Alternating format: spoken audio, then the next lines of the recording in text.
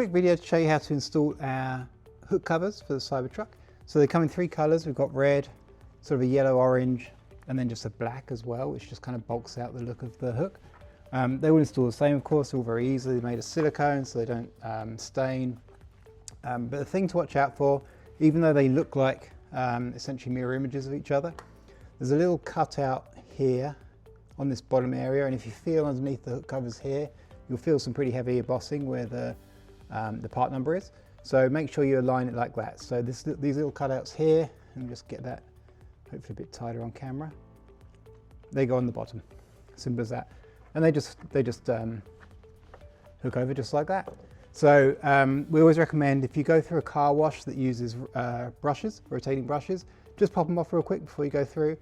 We've had no issues. We've had these installed on our truck now for 6 months, never lost one. But yeah, that's it. Very easy to install.